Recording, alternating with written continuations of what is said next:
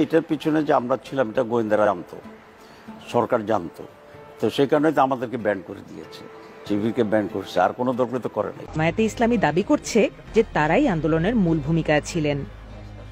আমরা মৌলিক ভূমিকা পালন করেছি এবং খুবই সচেতন ছিলাম এটা যে জামাত শিবিরের একটা আন্দোলন এটার জন্য প্রকাশিত না হয়।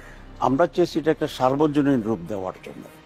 যখন এটা প্রকাশ হতো যেটা ছাত্র শিবিরের মাধ্যমে জামাতেরই আন্দোলনের নেতৃত্বে আছে, তখন অনেক লোকদেরই হয়তো বা এক ধরনের রিজার্ভেশন তৈরি হইতো, যেমন বামদের ভিতরে বা যারা জামাতকে পছন্দ করে না।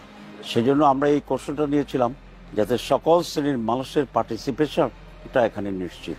আব্দুল্লাহ মোহাম্মদ তাহের আমাকে একদিন জিজ্ঞেস করলেন যে নাহিদকে আমি চিনি কিনা। আমি বললাম সংবাদ মাধ্যমে দেখে যতটুকু চিনি। বললেন দেখা হয়েছে কিনা। আমি বললাম না, কখনো ওর সঙ্গে আমার দেখা হয়নি। বলে ও আমাদের ছেলে, ওকে গ্রুমিং আমরা করেছি, তৈরি আমরা করেছি, এবং আমাদের সঙ্গে ওর নিবিড় যোগাযোগ সব সময়। তার মানে হচ্ছে আব্দুল্লাহ মোহাম্মদ তাহের চিকিৎসক এবং জামাত ইসলামের অনেক সিনিয়র নেতা এবং খুব ভালো খোঁজ খবর রাখা, তিনি বানিয়ে বলবেন এটা ভাবার কারণ নাই। ফলে নাহিদের সঙ্গে তাদের নিবিড় যোগাযোগ এবং তাদের গ্রুমিং করা, তাদের তৈরি করা ছেলে, এটা ওনার নিজের কথা।